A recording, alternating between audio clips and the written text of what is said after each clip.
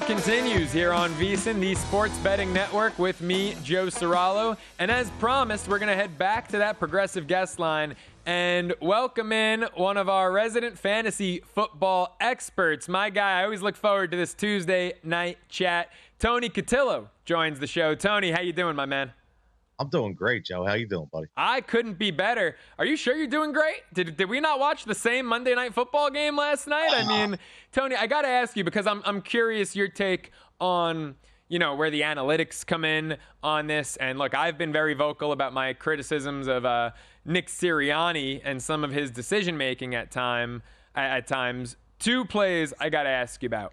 First quarter, 4th and 4, not kicking the chip shot field goal and opting to go for it instead, blew up in his face, and then throwing the ball, 3rd and 4, a minute 40 to go in the game instead of running it. Tony, what are your thoughts on both of those monumental decisions by Sirianni that ultimately led to Atlanta's game-winning drive? I'll just preface this by saying I am not a Nick Sirianni guy. Never been a Nick Sirianni guy. I'm shocked that he's back. I'm still not happy he's back. And number one, you take the points. Any day of the week, you take the points. Yeah. Listen, this isn't a chess match here in the first quarter of a game at home Monday Night Football. You take the points. At the end of the game, I know everybody's blaming on Saquon, and I know he should have caught the ball, but you run the ball. Like the other team has no timeouts, and you have one of the most lethal sneaks in history of the NFL. So if you don't get it, you just do it again. So I just don't understand the logic. I know everybody's trying to cover it up, but nah, man, I am so disappointed in that game, and I'm trying to take a break from talking about it. That's why I didn't talk about it at all today until now. I'm sorry to bring it up, man. No, it's true, though. I mean, I'm with you when it comes to taking the points. I know the analytics crowd is, this percentage says shove it. Yeah, it's the first quarter, to your point. It's not a chess match yet. It's not the fourth quarter. It's the first quarter. Take the points. Yep. And then at the end of the game, the part that was just absolutely mind-boggling to me is the Eagles averaged 5 yards per carry. It was 3rd and 4. It was certainly not a guarantee that if they ran the ball there, they weren't going to get the first down by running it. Worst case scenario, it's 4th and short, and the Falcons, you're kicking a field goal with about a minute to go. It made no sense to me. But let's look to the future. I don't want to make you harp on the past here. Tony, I want to start with some early daily fantasy look-aheads for week 3. And I just spent a lot of time talking about the Miami Dolphins quarterback situation. They're going up against the Seattle Seahawks this week. Do you see some potential for some DFS value in this game? With two guys, one on each side of the ball. And we'll start with Miami. Really? Okay. Well, here's the thing. Look, I know everybody's worried about Skylar Thompson and all this, but look, you just look at this from a pure, no analytics, just strip it down to what these guys are. Jalen Waddle and Tyreek Hill. Tyreek Hill is a go-long guy.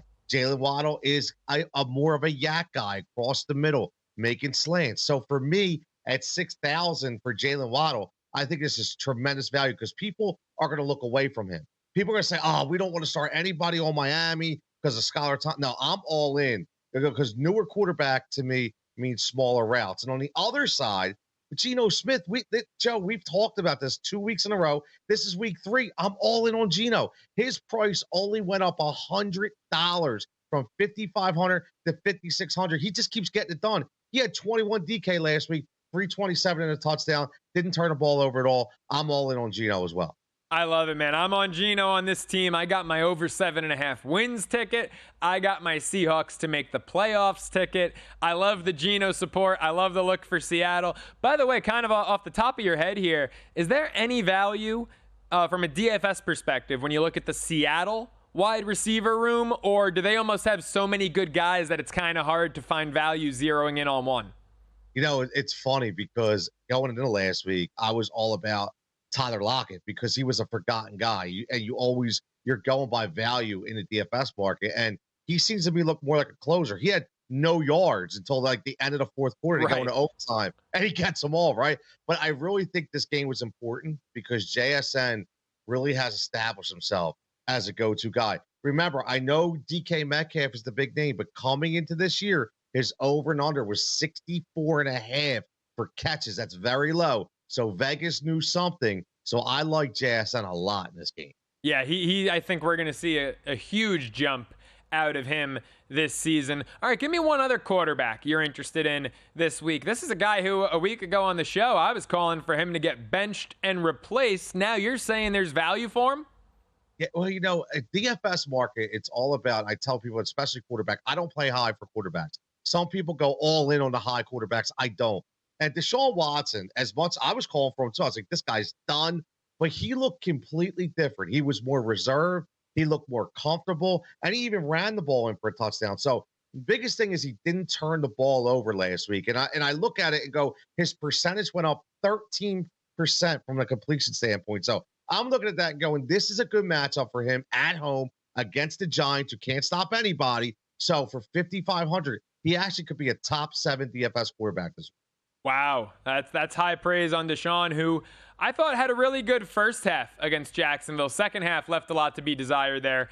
But Geno and Deshaun, if you're looking for value in the quarterback market, Jalen Waddle in terms of receivers. And is there another receiver who plays down there in Florida you're eyeing this week? And I love me some Chris Godwin. This is like last week, our highlights. I love me some Baker, right? But I love Chris Godwin.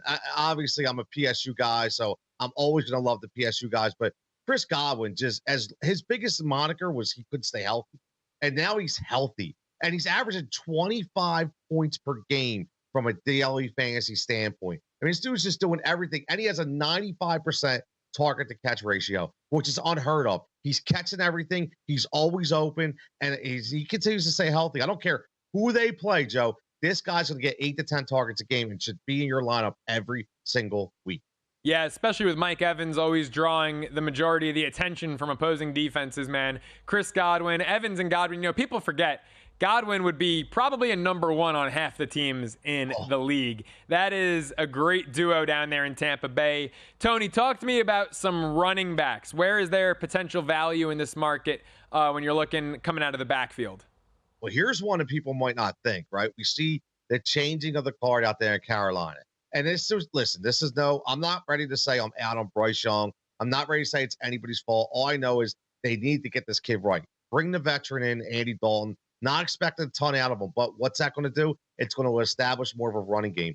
Chuba Hubbard is a guy that can run the ball. Last week, he really started to get going, 6.4 yards per carry. And now what's going to happen, Joe? At 5,200, he's one of the lowest price starting running backs in DFS, and he's probably going to get 15 to 20 attempts. And if he turns that into 50 yards and can score, you're going to win your ticket, man. So I love Chuba Hubbard. And last but not least, Aaron Jones, to me, he has the quickest first step in all football. I don't care what anybody says. That dude is an absolute leopard on the field. 5,900, under 6,000. He was shut down a little bit, but he had 8 targets in the past 2 games. So he's involved everywhere. So under 6,000 for RB1, to me, I'm going all in. Yeah, Texans also, they're playing Minnesota this week, and they've got one of the best-looking pass rushes so far throughout the first 2 weeks of the season. What does that tell you? Maybe Aaron Jones gets involved, some screen action, some checkdowns in that passing game. Love the dual threat capabilities he possesses. Tony, let's talk a little waiver wire here. Who are you looking to maybe coming out of the backfield this week to be worth a pickup and take a step up? Man, I'll tell you what, looking at the running back perspective, so many injuries, man. So I know everybody's going after the flashy name and Steele and Kareem Hunt just signed. I'm going Samaje Perine, man. Like I'm an Andy Reid guy. I know what kind of offense he runs. He loves throwing to the running back. You saw what he did with Jerick McKinnon as a number 2 option. Perine's going to step right in. All you need to do is look at past history. 2022 in Cincinnati, 51 targets. 2023 in Denver, 56 targets. Amassing 38 and 50 respectively from the backfield. This guy is going to catch a ton of balls. And by the way, Travis Kelce, 1 catch. That's the guy you want to prioritize. That's the guy to own in Kansas City. Speaking of guys catching balls, Tony, final minute here. We'll continue the waiver wire discussion on the other side. But is there, you could argue, maybe a no-name kid out of Dallas that's worth a pickup?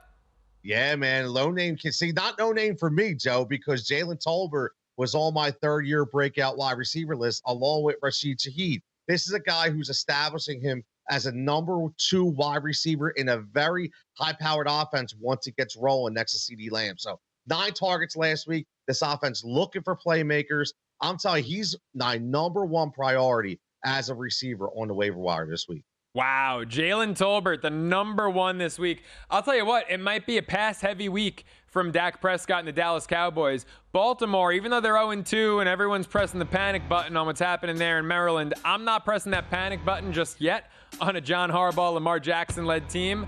I will say that Ravens pass rush has been a bright spot. They've looked ferocious through 2 weeks.